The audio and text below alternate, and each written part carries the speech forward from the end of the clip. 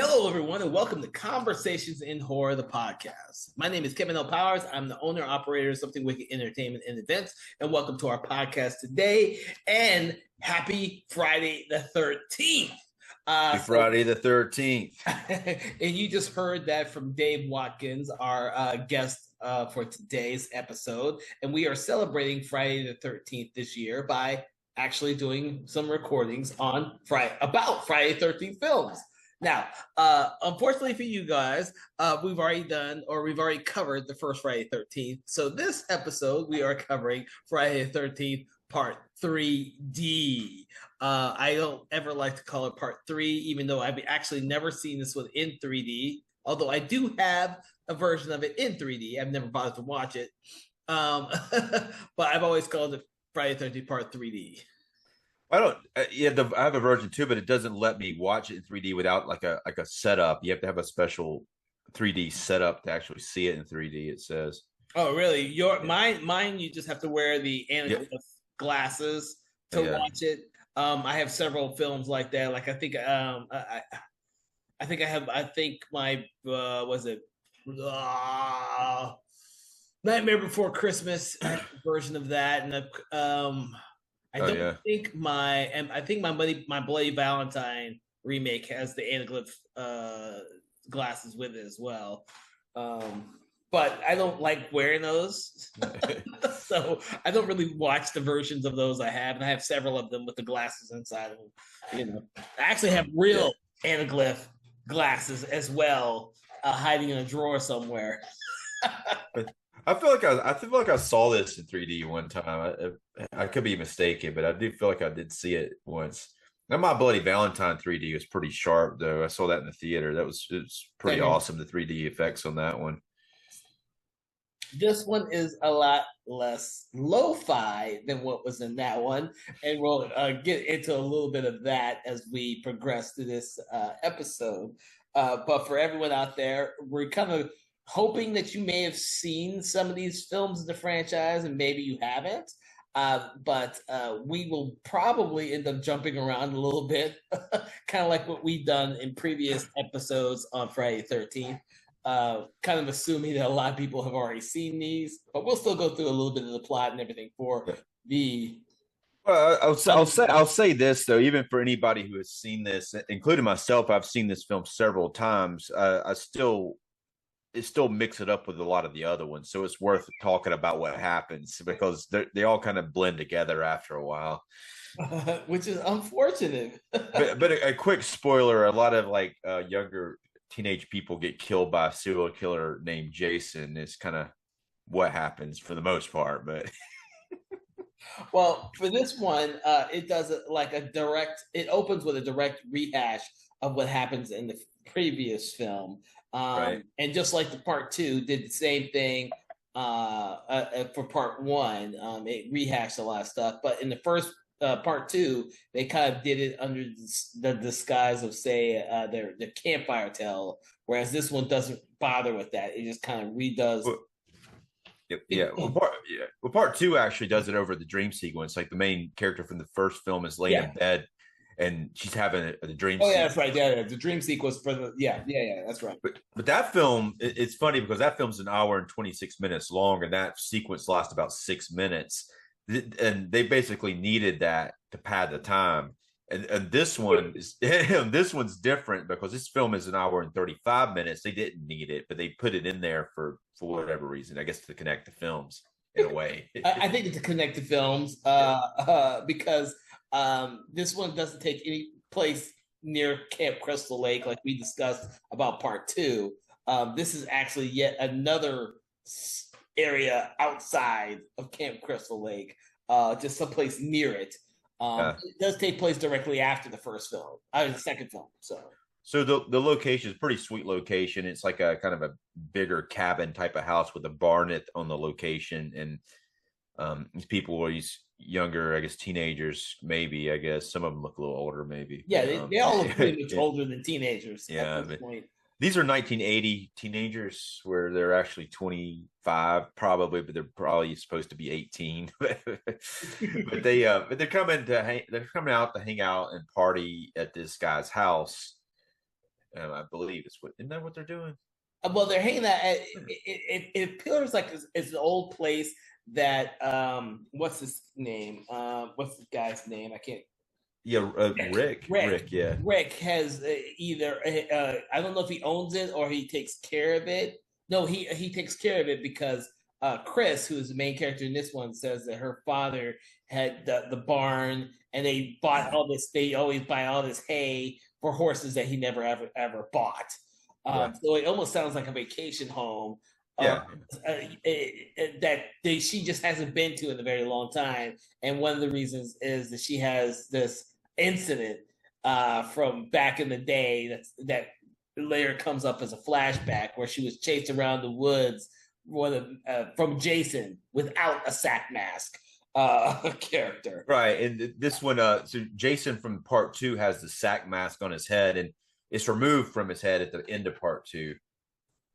And here in this film, he's off screen for about most of the first hour of it, other than you don't see his face, but he doesn't have anything on his face at all for about the first hour or so, but you don't see it very good.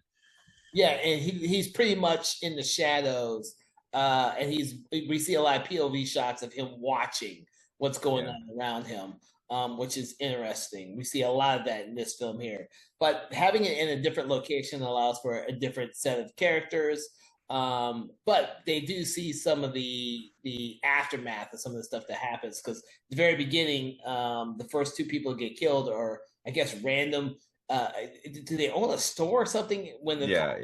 It looks like a little like convenience store that they own, that they are just systematically just killed for no apparent reason by Jason. And then of course, well, yeah, go ahead.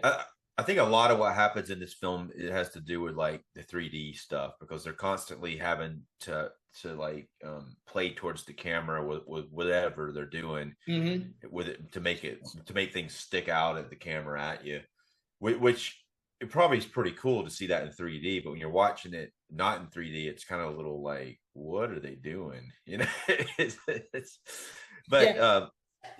the camera movement there's some pretty impressive camera moves in this film, and that's mostly what they gave a shit about when they're making the movie. I will agree with you on that one. Even though this is one of the ones I least enjoy the most, there are a lot of creative camera moves, and this one is also directed by Steve Miner, who did the last one. And so, but this one seems like the kill scenes are just as a little bit better executed than the second film. But like we were discussing, the censors may have taken the chopping block to a lot of great scenes in the second one. We just don't know. Well, they definitely did for some of them anyway, because I did hear about that on some behind the scenes stuff. But this one, I think they got away with more stuff in this one because of the 3D. You know, because of like a lot of times, like some things will be 3D that are part of a kill scene, like something coming out of the screen at you, whether it be an axe or a arrow, a broom handle, or the arrow, that's a really cool part there. Yeah. And so because we decided that sometimes these movies get a little bit confusing because they follow a lot of similar plot. Chris has come to this home for the weekend or however long she's supposed to be there with some of her friends. One of which is, I'm trying to think of the guy who's shit. I can't think of it. So there's like the Shelley guy who's the Shelley. Yeah. Well, but really, when you tie him into it, he's really like the tag along, because there's the other girl that there's the other girl, was her name Vera, who's there. It's they're trying to hook him up with her. Like she's like got a blind date. He's the blind date for her, and she's like, and he's not a very very attractive looking dude. He's got some. I mean, I hate this. I mean, it's on purpose. It's designed that way. He's kind of a little chubby, and he's got curly hair, and not the curly, but he just doesn't look very appealing. And on top of that, he's got a really immature personality. Yeah, well, he's the immature personality plays in the fact that he's someone who likes to play either he's really into makeup effects and he likes to play practical jokes on people. Yeah. And so his friends or other people, his acquaintances, don't understand that aspect of him, but he uses it as a safety mechanism when he's nervous or something like that, which is explained later between him and Vera throughout the film because they're so closely associated in scenes with the Yeah. What's interesting about you compare this to part two, like the setup of some of the characters, like you've got a very similar main characters. You got the girl and the guy who are kind of in charge of this new cabin. In the previous one, you got the girl and the guy who are in charge of the counselor camp. So you got very similar setup as far as way the characters are even staged. You got the Shelley character and the Vera character very similar to the guy in the wheelchair, and then the other girl from the other one, where those two characters have a lot of screen time earlier on in this film, and they seem like they could even be the protagonist of the film until they're not anymore. Mm-hmm. Yeah. And then of course you have your drug characters, Chuck, and I think her name, which I'm not 100% sure, but I think her name is she's the Chili character. You're right. Okay. What's hilarious about that shit is this film's a lot more goofy than the second one. There's some really goofy stuff in this film. And there's like a part and they're driving in the car, and they got like that Chuck character looks like friggin' Chong from Cheech and Chong, and it is like a goofy character, and he's got they both have like the biggest bongs you've ever seen in the back of this van, driving down the road, lighting it up, smoking the van out, and then the cops are coming, and then the cops are driving past them to go to the murder scene from the previous film. But two things about that, we need to revisit that previous film connection. But that is goofy as hell. Yeah, they all try to stuff themselves with weed and try to eat the weed so that they don't get caught with it all, and that sets the tone for a lot of the stuff in here, like especially with the one character who likes to do walk on his hands, doing hands stuff like goofy stuff like that throughout the whole film, and Shelley who does goofy stuff as well throughout the whole film. You're right, it is a goofier movie. I think they're having a lot more fun with right. Yeah. I think a lot of I mean it definitely seems like they're having fun, and that the Shelley character, I do like that actor's performance. Larry Zerner's the actor, and I do like the way he does the character. And apparently, this is one of his few films that he's done, but I thought he's pretty likable.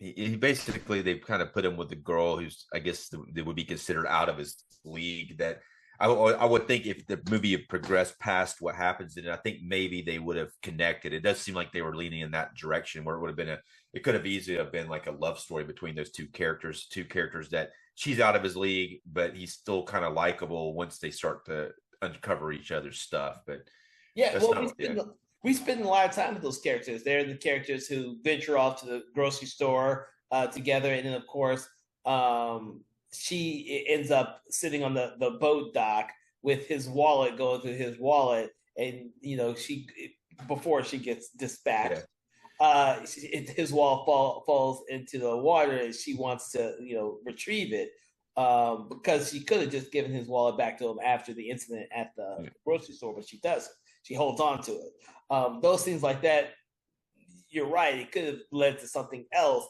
had unfortunately Jason showed up. She opens his wallet, and then there's like a picture in the wallet of him, I think with his mom or something. Or it was kind of like it was interesting. It was interesting the way that they that was like a red herring thing, and they seem to be intentionally doing that. They kind of did it with the second one too, which I'm saying the first one because it's the two that Steve Miner directed. But but this. Yeah, but there's like this moment where she's like, it's like, what's up with the picture in his wallet? And then who cares? They're both dead. Well, she's the first one that gets killed, and we see Jason in full hockey mask for the very first time. And of course, she has one of the best scenes in there because it's the 3D effect with the arrow coming straight at the camera and into her eye. Actually, I think Jason is very good at doing sequences with arrows because Kevin Bacon gets killed in the first one. Yeah. Arrows are really good with him. Right. But Um, this when they go in their excursion into town, the two Shelley and Vero, it's another goofy ass scene. They go to yes, the gas station and there's like these biker characters there that are like way over the top, and it's like it's almost hilariously over the top. And they he drops the wallet, he throws the wallet to her. That's another 3D effect. They're constantly doing gags just to make stuff 3D, which is like, yes, yeah. But then she misses the wallet, it lands on the ground, and then one of the idiot biker women walks over there and steps on the wallet, and then won't let her have it. And makes her like bend the knee to her to get the wallet back from her. yeah, and that would be Fox. Fox is the female, Yeah, and of course Ollie and Loco are the other two. I had never bothered to catch their names until rewatching it. They were just the yeah, biker three. yeah, yeah. But the biker characters are like there to get killed, but give it because they basically follow them back. It's a pretty. I mean, all of this is it's entertaining though. It's like so out of it's so out of like character for what happened for the thing though, because they do some really goofy stuff. The biker guys are just they're just kind of asshole to them for no reason, and then they go outside, and then he accidentally bumps their bikes with his car, kind of like a Pee Wee Herman move, and then the biker guy comes over there and busts his windshield open, and then they drive off, and then Shelley drives back, and then he drives over their bikes like Pee Wee Herman, so and then they go and they find them, and then they show up, and they're going to get revenge on them, and that's when Jason gets them. Yeah, but it's funny because they first siphon the gas out of their van. And Yeah, then it sounds like they're gonna go and burn the barn down or something because they're gonna take the gas cans to the barn. yeah. They're hardcore gonna like get. Yeah, these guys are like they're just like over the top, Yeah, like over the top antagonistic for no reason. Especially at first, they actually provoke them for no reason, and then they get mad when when they get they run over their bikes. I guess the run over the bikes they're gonna get mad about it, but that being said, I do like the performances of all three of the characters. The actors do a pretty good job, and they actually try to. You could tell they're trying to read something between the lines with the characters and not make them like a caricature. They're trying their best, but they can't do a lot with what's written there. So, no, I think Fox gets probably the most because you see her when she's up in the barn and she's having fun swinging on the one rope that goes in and out of the top of the barn. yeah, Of course, Loco gets the least amount of time on screen. yeah, And then, of course, what's it, Ollie? I think it's Ollie. Ollie, yeah. for some odd reason, you think he gets killed, but then he comes back at the very end. Yeah, for like 2 seconds. Yeah, It's like, I forgot that until I rewatched it, and I was like, yeah. why did they bother to bring him back at all? Yeah, I know. I agree. The weird thing was like I remembered that, but for some reason I didn't think that he got killed like right away again because I thought that he survived the whole movie for some reason. But it's a pretty cool effect though when he cuts off his hand and when he comes back. That's pretty gruesome. But at the same time, it is that thought of, oh, cool, he's still alive. Nope, he's dead. It wasn't even a good I mean, what's her face didn't even have time to react to him showing up, like because she has no idea who he is. Yeah, right. Yeah, It was like she wasn't there when this yeah, biker gang incident happened, so she has no idea who this guy yeah, is. yeah. So what's this guy? What's this guy doing in my barn? Yeah. Oh my god. So yes, I did not realize that until I rewatched. I was like, oh yeah, I forgot that happened. Yeah, yeah. It's Um, but yeah, they try their damnedest with this film to kind of give the characters a little bit more depth. I mean, Chris and Rick have some history with one another, some serious relationship history, but because of the time in between, she's grown a little bit distant with him.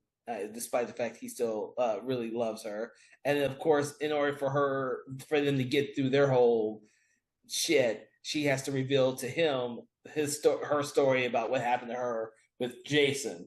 Or she doesn't even know it was Jason, really. Yeah. She just knows it was someone in the woods, which is That yeah. Yeah. it's an odd thing because it comes, 2/3 of the way through. It's essentially the story that is because their car gets ran down in the middle of nowhere. It's that stop point where they have to have something to talk about, and that's what they talk about. It's such a contrived scene, and her. I mean, she's doing her best with it, but it's like she's trying to get all emotional and whiny acting when she's telling the story, and it's like it's all out of focus too. The focus is really soft for some reason in that scene on her close up, but it's like it's like it's so contrived. They're trying to give her some connection to Jason, and it's like I don't know. I thought I don't think it didn't really sell that good. And then when she sees him later, she's like, "You." Yeah. It's like, oh my god! Look at that guy that showed up in the woods and tried to grab my foot. I guess it's a means to connect these characters who are not at Crystal Lake to an entity that is at Crystal Lake, and kind of shoehorn all of these different aspects of a story together, because it's really odd when you think about it now that these early films didn't take place at Crystal Lake. Yeah. Well, I mean, the thing about it, I think it was hard. I really like the idea of Crystal Lake, but like they call it Camp Blood, even in the first one, because something happened there before, and they were like they're superstitious. But after the first film, for them to reopen Crystal Lake, it would have been like ridiculous, I think. But I think they should have at least tried to do it one time. But I mean, it's been 5 years, since the first film. They could have reopened Crystal Lake, but I don't know why they don't. I mean, other than this, the people got killed there, but it's like 2 and 3 take place about a day apart. So it's like that's a kind of a cool thing that it goes from one to the other. Jason's roaming around the woods, going to the next place to go kill a group of people. Luckily people are all showing up for him to kill. He's definitely on one, though. He's definitely on a bender of a killing spree here, and yeah, you kind of wonder what his motivation really is. Yeah. The second movie, he starts off killing for revenge, and then people are just and the cop in the second one mentions this to the camp Paul, who's part of the training facility, who opened Camp whatever camp he training facility opens in the second film, that he's too close to Camp Crystal Lake, Camp Blood. He's too close to it. He wishes he'd move his camp somewhere completely different. So you can understand that one, but then the kind of a reference for this third one is we don't really know how far away this area is, because it's not that far away from any other town or anything. It's just we don't have like a reference for where this one really takes place, other than it takes place somewhere near Camp Crystal Lake. And why Jason finds himself there is beyond our comprehension. And why he stays there for the 2 days he's there, to be honest with you. He hides out in the barn. Right. Yeah. He's hiding. Yeah. I mean, you can't really make any rhyme or reason to it. Maybe somebody can, but I guess I hadn't thought about it enough to really come up with a plausible explanation for it. But he gets wounded at the end of the second one, so he is kind of recouping from the fight at the end of the second one. So maybe there's that. He's gone to the barn to recoup. And, there you go. That's what it is. Well, he did have a machete go into his shoulder. Yeah, it was pretty gruesome, and that would that should hurt you for a good like half a day, and then you'd be all right. Like a lot of blood came out, about also a few gallons of blood.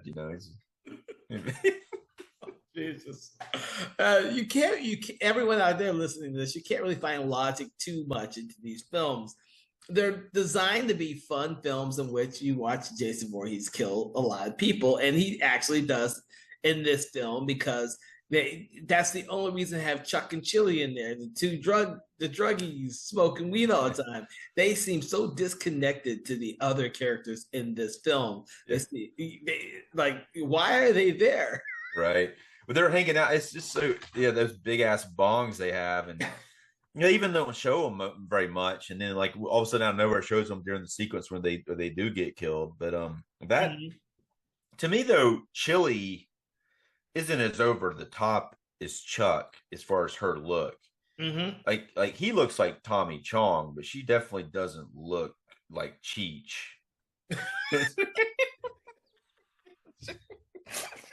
No, you're right. You're right. She doesn't even. She almost doesn't even like. She doesn't like.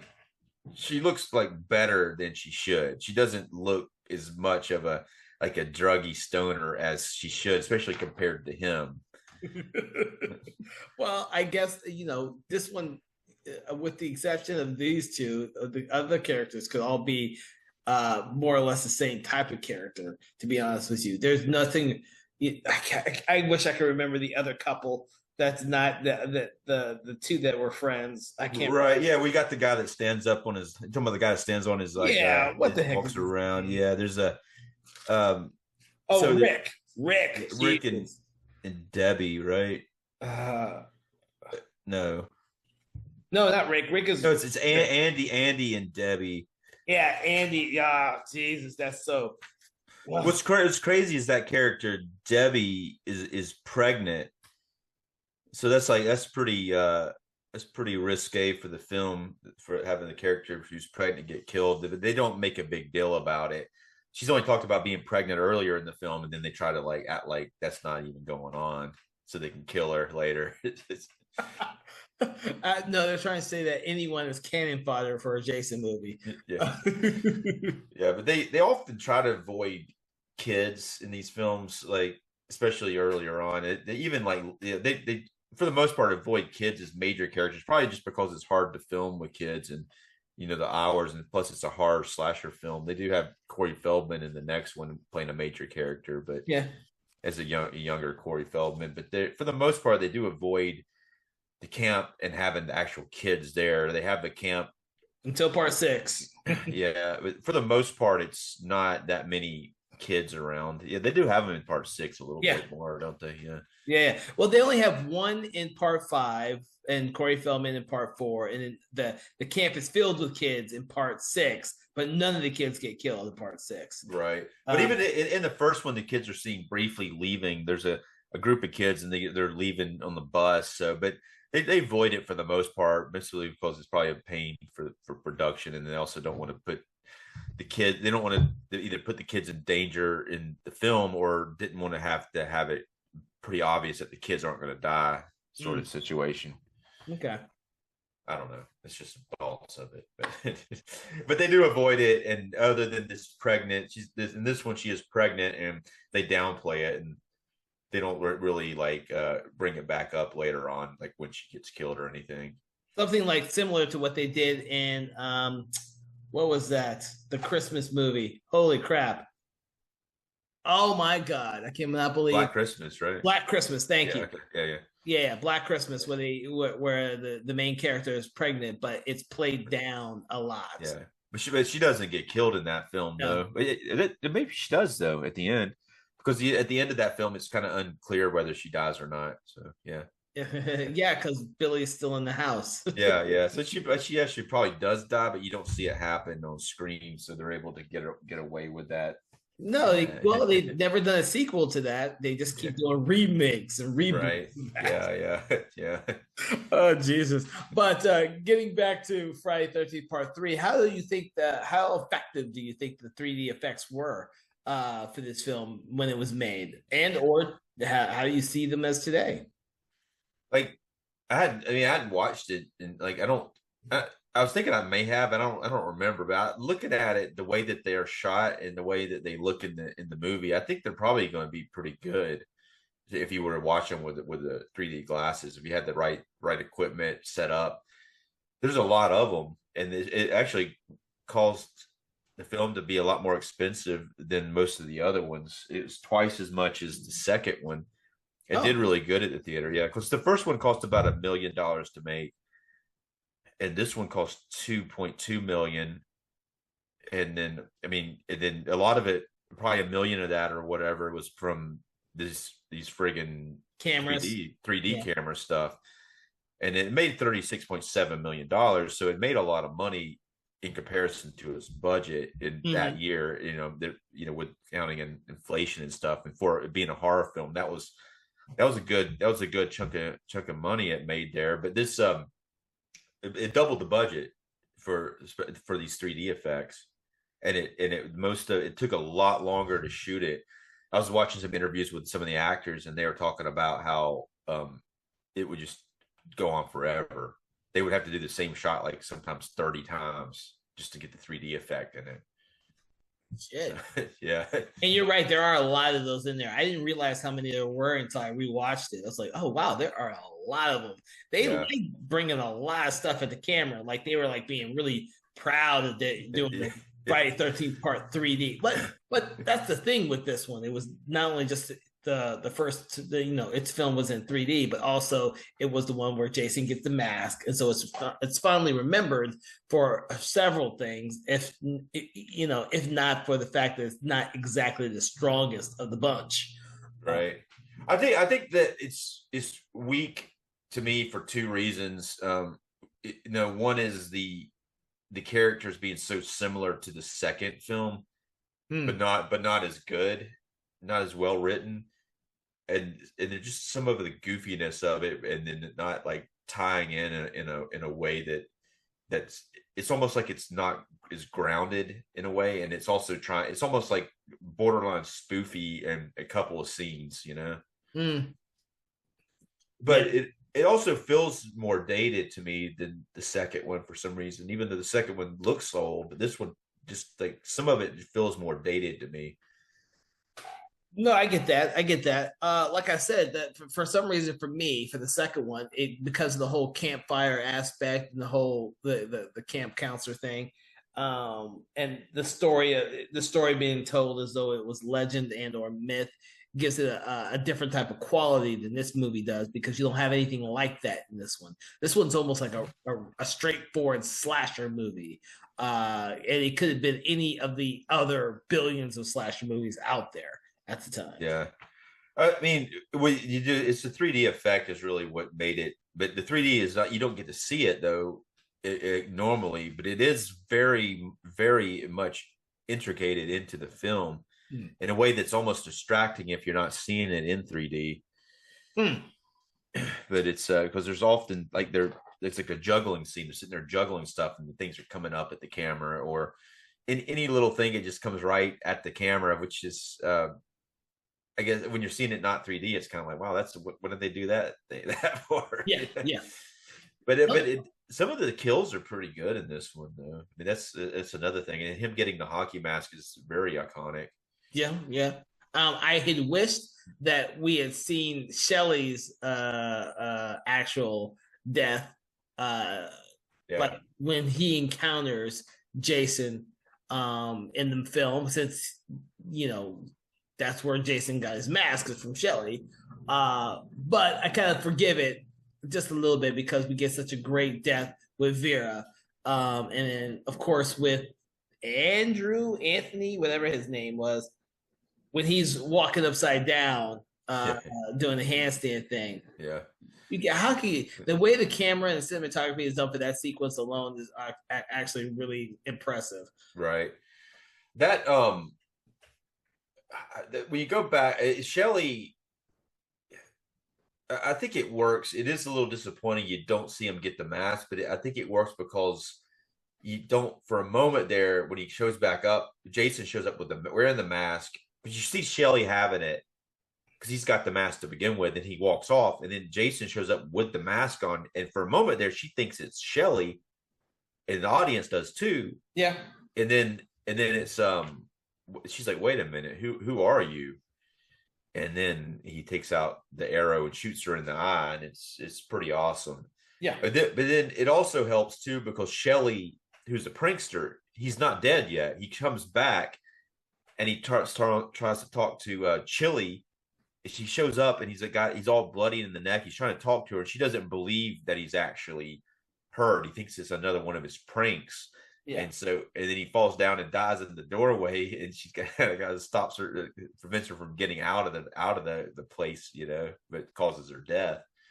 But it works in that way because you don't see him take the mask, but you do see Shelley die. Yeah, yeah, yeah. Well, you see him actually like give his last breath.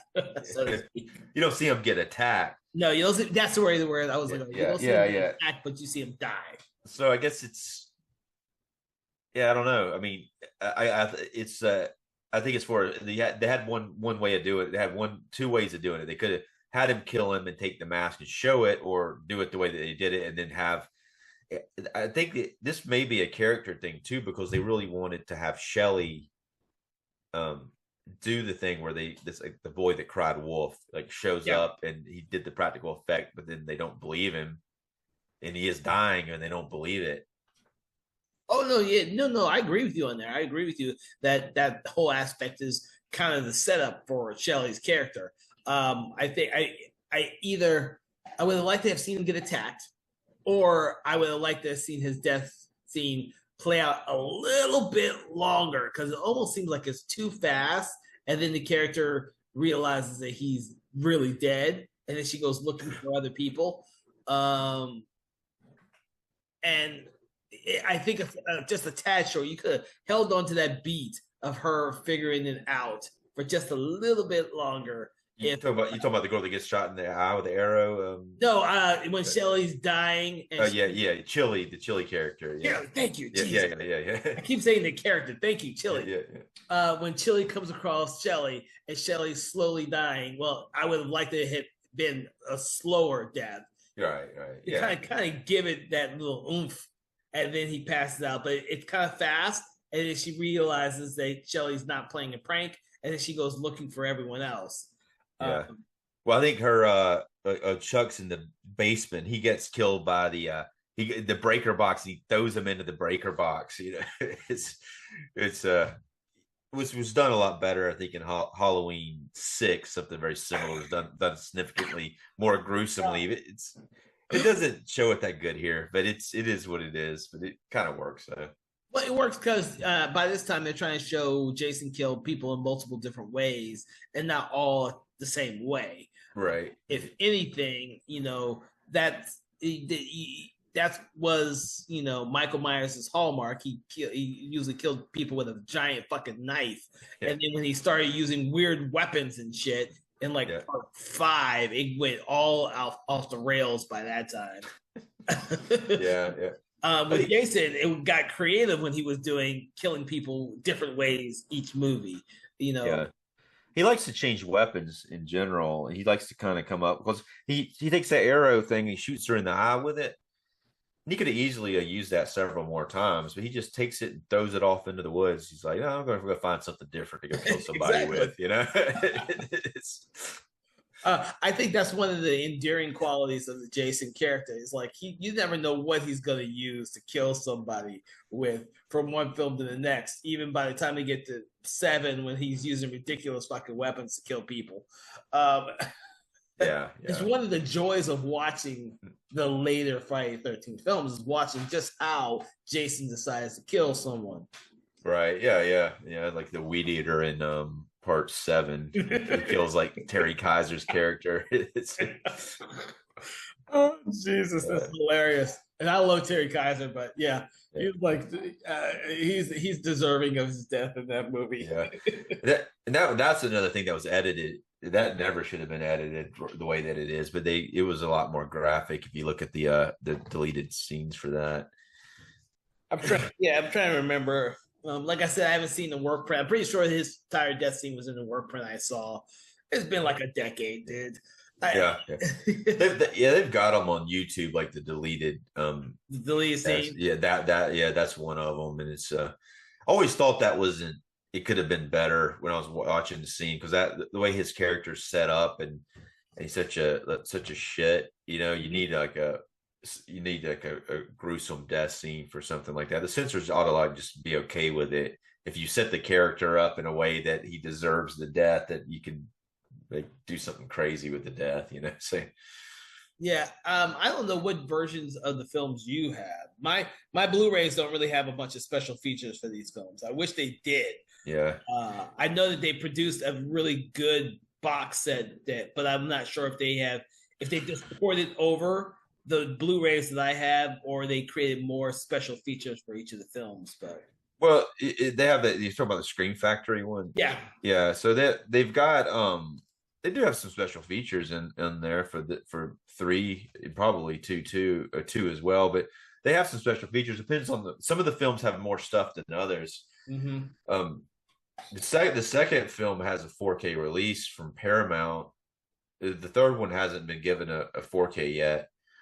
That really only the first and second one, and all the New Line Cinema ones have been given 4K treatments and limited edition releases, but except for the Freddy versus Jason. There's a lot of them though that haven't been given a restoration yet. But that Scream Factory set is still pretty impressive. It's a very impressive set, and I thought this looked pretty good for the most part in Blu-ray. Oh yeah, yeah. I mean, I thought it looked pretty good. This the worst thing about it when you're watching the Blu-ray is the opening part where they have the scene from the second one at the beginning, and it doesn't look very good. It was, but it looks good in the second one, but like some reason it seems like when they put they have to get the scenes from the other movies, and when they put them in as continuity, it seems like the quality of it's not as good for some reason. Oh, interesting. But it looks like but in the 4K version, same thing happened with the second one. But in the 4K version of the second one, the continuity scenes look really good. It's like they remastered them and put them in there. But it's weird about the continuity scenes in the third one, and it's almost like they didn't have that good of a master of them or something. Maybe I don't know. Oh, interesting. But they look better. It's like if you watch the scenes in the second one, they look better than if you watch the same scene in the third one. It's like much. The black levels are a lot darker or something to that nature. It just doesn't look as good. It looks a lot more grainy and stuff. Huh. I don't know. Well, I have a Blu-ray copy of the first six. I don't have the 7th, 8th, or Jason X or Jason Goes to Hell. I still need to get those.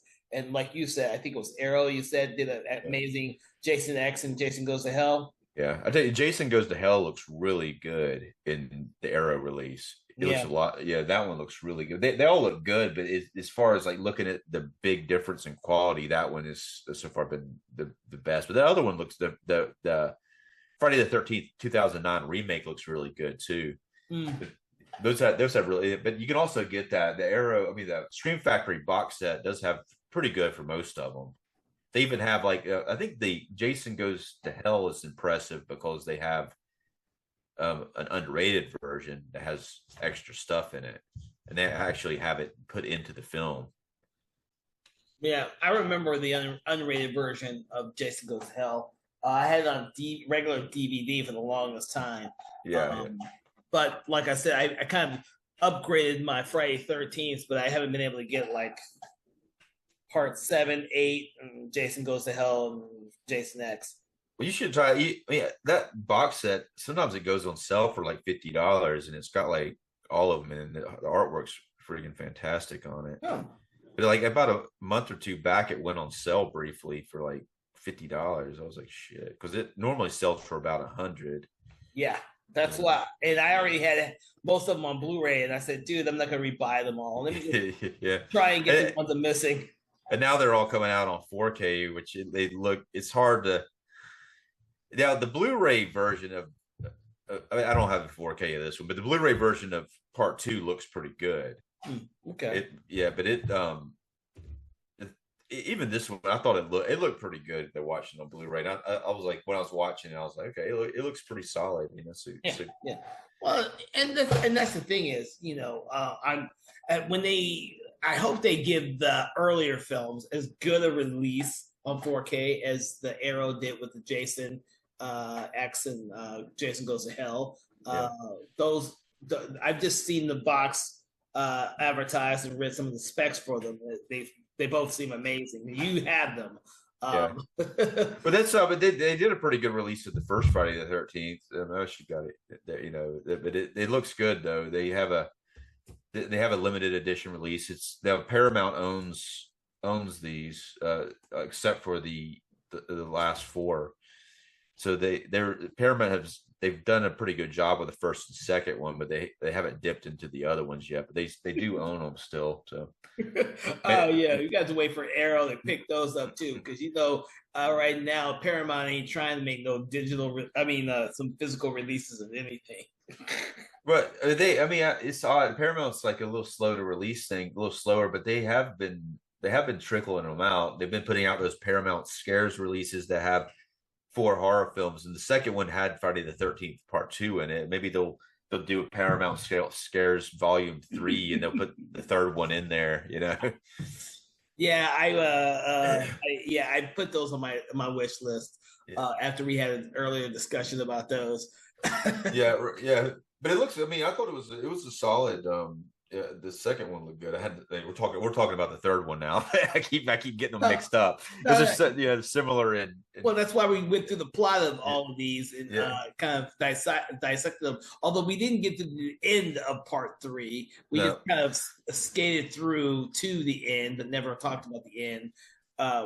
The strange thing about this film, and is they tried to keep it as much of the action of this and the death scenes at that freaking house and the barn. They try to utilize it as much as possible, especially in the third act when Chris is being chased around the neighboring woods and the barn. It looks like they just keep going back to the side of the barn for multiple different things. Well, yeah, I guess it goes like when her boyfriend gets killed a lot earlier in this one than the boyfriend in the second one, but he gets killed and Jason grabs him by the head and he pops his eyeball out and the eyeball comes at the camera. That was a 3D effect. Then she gets in the truck and gets away briefly. Yeah, but she gets away and then she fucks up. She gets stuck on a bridge. The gas has all been siphoned out by the that's true. But then for some odd reason the bridge just decides that it can't take the weight of the van. The bridge is done for, I guess. But then she gets stuck on the bridge and then Jason catches back up with her and then she has to go get out of he comes out the one side of the truck, she goes out the other door and then runs back to the barn and that's she gets into the barn and it's really a pretty cool sequence, all of that, and it's some pretty cool chases. But I guess a lot of times like this, when you got the final girl thing, it is kind of it is a trope that when you find like you got that one person left and okay, you're like, here we are, it's like an hour and 15 minutes into the film and now the next like 15 minutes just gonna be chasing this one character around for 15 minutes. And sometimes it could get a little old if you acknowledge that fact and you're not getting into it, Or you binge watch a lot of these all at once. Yeah. That's what happens when you binge watch them. They all seem to kind of blur in your brain. Except for like those 1 or 2 entries that you think are great. This is the reason why this film has always been on the bottom of my list, is because it's the one that seems so much like other ones in the franchise. And the fact that for me, it didn't take place at Crystal Lake, it kind of like says, whatever. There is a lake there and on the property. And then he has the hockey mask on and it looks pretty cool. The actor playing him does a good job of portraying Jason. And she like fights him at the end and hits him in the head with an axe and it cuts through him and you think he's dead. But then there's like a dream sequence again. It has a kind of weird Nightmare on Elm Street ending again.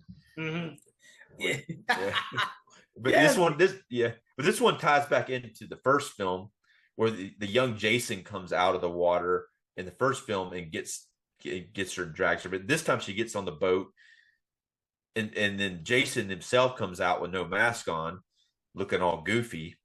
And she sees Jason in the house with no mask on, and then he busts through the house and busts through the front door, and then turns back around, he's disappeared, and everything's back to normal. Right. It's kind of trippy, really, but he does kind of another thing he looks like is the Toxic Avenger. He does. Yeah, but that happened later. So did Goonies, it, but this so yeah, she sees him and he disappears and it's all trippy and she's in this boat and then out of nowhere Jason's mom comes out of the water and grabs her. That's a cool continuity thing that kind of ties back in to the first film and even the second film where you have Jason's mom in there. Yeah.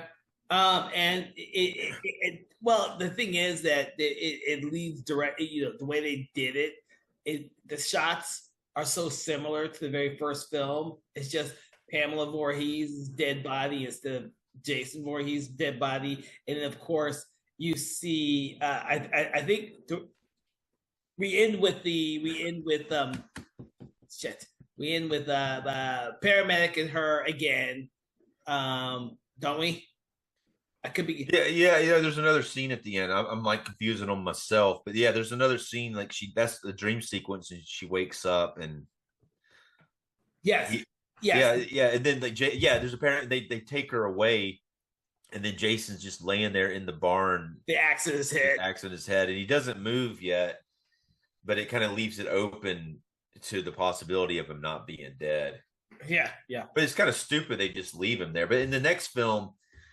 In the fourth one, they bring him into the morgue, and they're doing it like about to do an autopsy on him, and that's when he wakes back up. But which is actually a pretty cool sequence in the fourth one.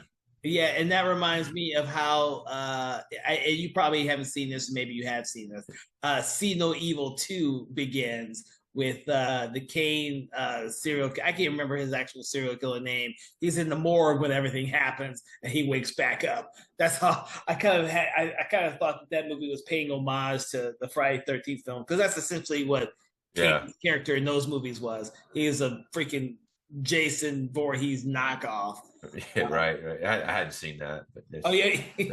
I watched that one because the Soyska sisters. I hope I'm pronouncing their name right. Directed the second one with Danielle Harris in a much better kind of cast.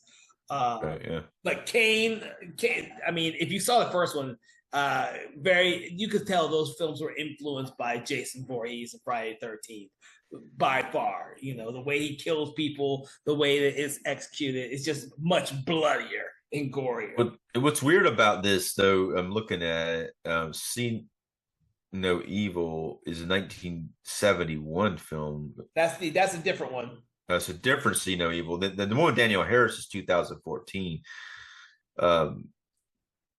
Yeah. Oh, God. I see. It's 2006. Yeah. So it's way later. I've actually seen these covers before for this, and it's starring Kane. It was Kane. His name is just Kane. Is that his just name?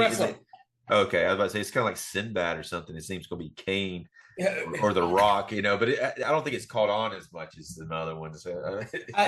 Kane has not done nearly as many movies as, say, John Cena.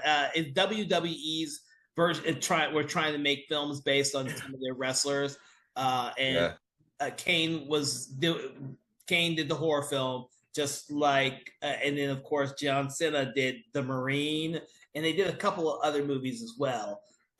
See No Evil must have made some type of money back. Yeah. But they also did another movie called Chain Letter, which I'm pretty sure you didn't see either. Well, yeah, See No Evil, the budget was $8 million. The box office was $18.8 million. So it did pretty good, and for the budget. And then they made a sequel. yeah. A Chain Letter did worse. I saw it, and I don't think anyone else did. The box office is like just one person. That was it.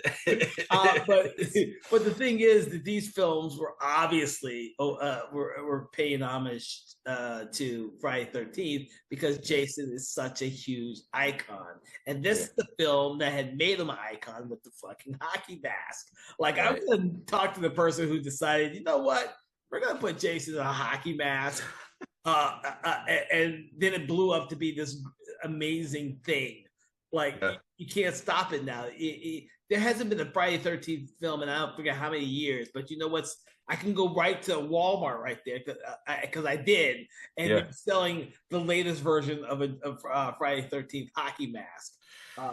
Yeah, and it's I don't know why. Yeah, who would have thought it would have worked? It's just like, you know, and it was like the second one had him in a bag, and they removed the bag from his head at the end of it.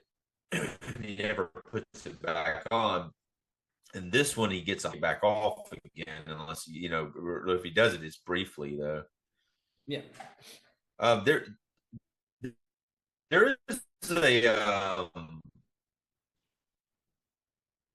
there apparently they had a hard time with the ending of this one. They had to reshoot it several times. The Rick Baker did the makeup on Jason for an end sequence that they ended up cutting out and then reshooting it with the one where he's when he comes out into the yard and standing there. So intricate, different type of makeup on him that they ended up not even using the scene. Oh, interesting. By test audiences or whatever, Interesting. Yeah. Did not know that. Yeah, I mean, yeah. So I was watching some behind the scenes like interviews yesterday. They were talking about how they shot. So, they had to reshoot the ending 3 times. Apparently, they had a hard time figuring it out. And even us, like we just watched it yesterday. We just watched it yesterday or whatever, and all of a sudden it's like, wait a minute, what happened at the ending now? It's like, I had to like think about it. It's like, wait, yeah, because it's like so similar to the second one too. But this, I do like that kind of dream sequence on the lake though. That was I like the callback to the first film, and that is her in the boat getting stuck in the little canoe boat in the river trying to get away from him, and then he's not there. That's pretty cool. No, I won't dismiss that. I like that end sequence as well because of the callback to the first one. But I guarantee you, when I was a kid watching these movies, I didn't really care because I just wanted to see people die. Yeah. But it's also very confusing. The ending to this one and the second one, it's just confusing. It's like, what happened? I don't understand it. What happened? I can't comprehend it because you guys, the filmmakers, don't even know what happened. It's one of those things where it's kind of like when I was growing up and I see the ending to The Evil Dead 2, and I'm like, what the fuck happens? And I have to wait years for Army of Darkness to come back. And I'm like, I needed to know what happened at the end of fucking part 2. Yeah. With the way these films end, you're like, what the fuck happened? It's going to be Pamela Voorhees is back. She's going to be killing people as a zombie. What? I need to know. I need to know these things. But of course, they just write that shit off in this next sequel. Man, thankfully, I didn't have to wait too long in between these movies. It's only like a year apart for the most part. And then it's funny, the fourth one they try to act like, okay, it's going to be the final one. It's the final chapter. I'm trying to remember. I don't know when you saw these films. I remember. I probably don't remember these films until at least whenever the 5th one came out. Yeah, I remember like anticipating part 6. By the time part 6 came out, I was like, "Oh man, I gotta see this movie." So I must have been aware of the Friday 13th movies, but I don't recall having watched them when they were. I definitely didn't see them when they came out. I probably binge watched them when my mom wanted to watch these damn movies, for all I know. Or watch them on television. Yeah, I've watched most of them on TV. I think the only first one I saw in the theater was Jason Goes to Hell, and then I saw the remake. The remake in the theater, and then Freddy versus Jason. Those are probably the only 3 I've seen in the theater. But before that, it was all on television or rental. I think there's a VHS tape at someone's house, I think my uncle's house, and there's a VHS tape of Friday the 13th, the first one, and then I watched it. There. And that's probably the first time I saw it. Yeah, that was way back before I could remember, to be honest, because it's the early 80s. I didn't start remembering what I saw at the theater until like 86. Yeah. between 85 to 89, I saw a shit ton of horror movies at the theater. But before then, and these were before then, I probably watched them all on VHS or on television. Um, I thankfully grew up with a family who loved HBO, so I saw a lot of shit early Yeah. too. Right. Yeah. Yeah. I didn't have to wait until it came to cable. Yeah. I do. Yeah. I think I remember the VHS covers because it was like Friday the 13th, the final chapter. The cover to that was very iconic looking, and it was like the final chapter, and it was like, Yeah, this is the last one. And it's almost like the filmmakers were like, do we really have to keep making these? Because this is like the same shit over and over again. So we're going to end it with the final chapter. And they're like, I guess we want to make more money. Why don't we start the next one with a new beginning? yeah, the ones where I guarantee you, when I was a kid, I probably got confused on which was which because one was called the final chapter and the other was called the new beginning, and I probably watched them out of order too. I guarantee you, I watched them out of order. Now I'm thinking about it, I do remember this pretty good. Like they came on USA up all night, and it Oh, was like, yeah, and it was like they came in order, like the fourth one followed by the fifth one. And I think that may have been the time that I saw the fourth one for the first time, and it was edited. But I really like. It's been a while since I've seen it, but the fourth one I really do like that one a lot. I always that one may have been one of the early ones that I saw, but I do feel like all the elements were together completely for the first time in the series. mm, I feel like the hockey mask was there. They had the formula down. They got some interesting actors in it, like Crispin Glover and Corey Feldman. yeah, Crispin Glover's freaking hilarious in it, but yes, and there's some good kills in it, and it's they're missing the Camp Crystal Lake aspect of it. It kind of has the same type of Friday the 13th Part 3 cabin thing again, kind of a mixture of 3 and 2. They basically take the aspects of 2 and 3, and then they yeah, because this is in their camp, and then Corey Feldman's character and family is in like a house that's near the camp or something. yeah. I don't think it's not a camp though. It's another cabin situation, kind of like they did in Part 3. But it does have I mean, I think the characters. It's been a while since I've seen it, but I've always thought that the elements came together, kind of aligned right for like to make Jason the icon that he is in that one. I think the third one gets him there. He gets that mask on his face, but it was seeing him return with the mask and for a full film. I think that was one that kind of made him the icon. Mm, okay. And a question for you: do you think that Jason would have been as big an icon as he is now had they chose to stick with the sack over his head instead of the hockey mask? Or do you think that that is uh, the only one of the only reasons why Jason became an icon?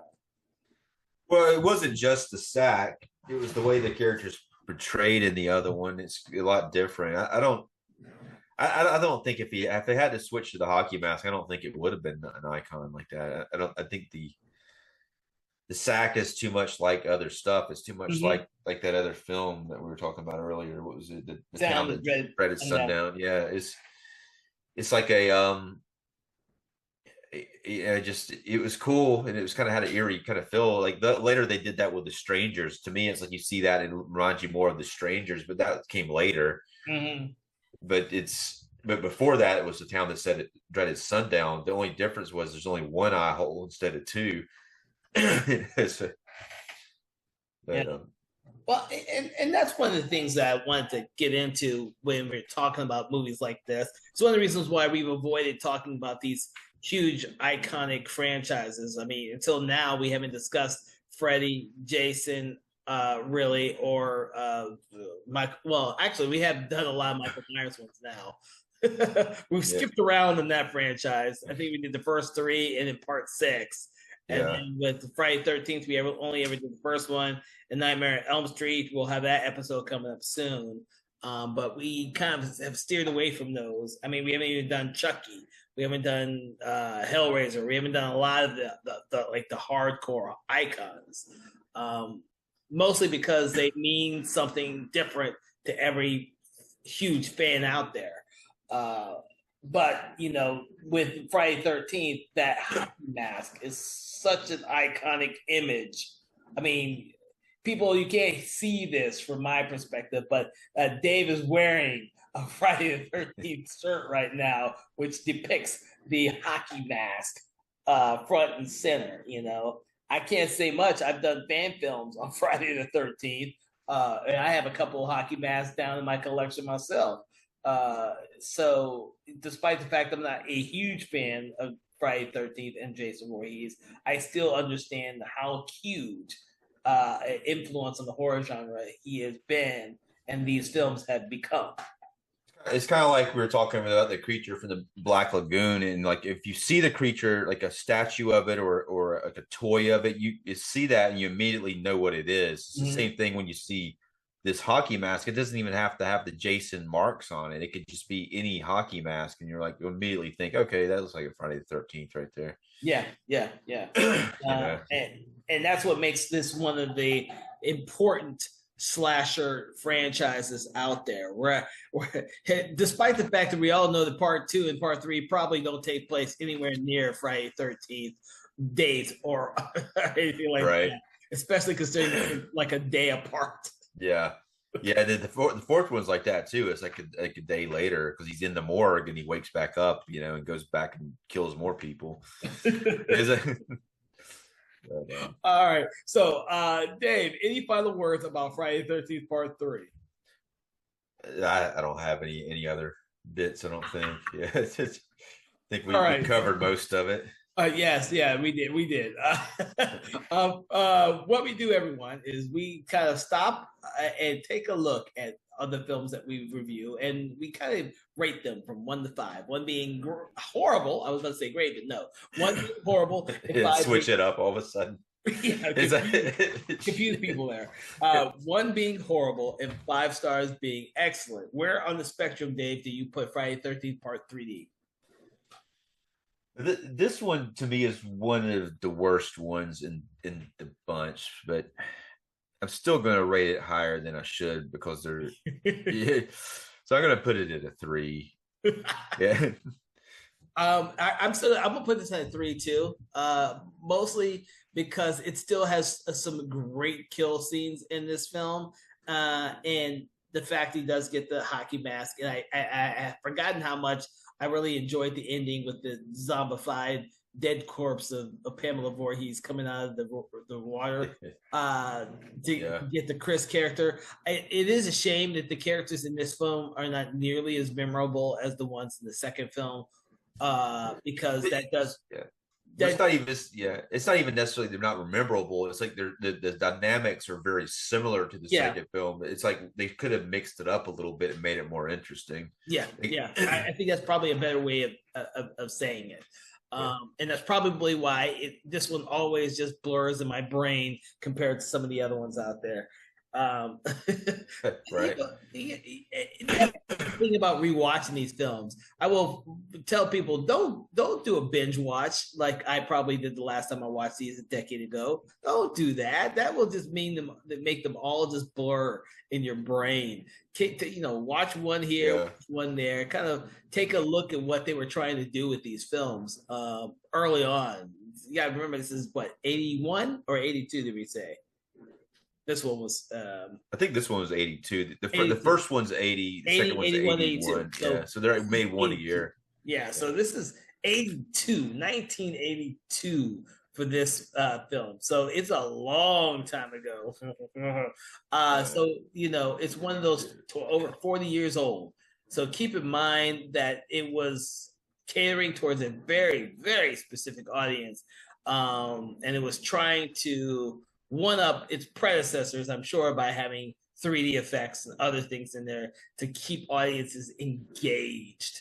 So keeping them engaged meant having lots of kills, not so much making characters memorable. So with that, I want to thank you, Dave, for joining me on this special Friday the 13th episode of Conversations in Horror, in which we dissected Friday the 13th Part 3D. Everyone out there, we hope that you will enjoy this holiday by not only engaging and watching Friday 13th Part 2 and 3, but also any of the other films in the franchise and listening to our podcast, because we always love to bring you the latest and greatest and the most obscure podcast episodes and critiques on films that we can. With that, we want you to make sure that you like, follow, share, and subscribe to the podcast so you never miss an episode. Regular episodes are released every Wednesday at 8 a.m. We have special episodes normally on Mondays at 8 a.m. And with that, I want to thank you so much for joining us. From everyone here at Something Wiki Entertainment, we want to wish you a great day.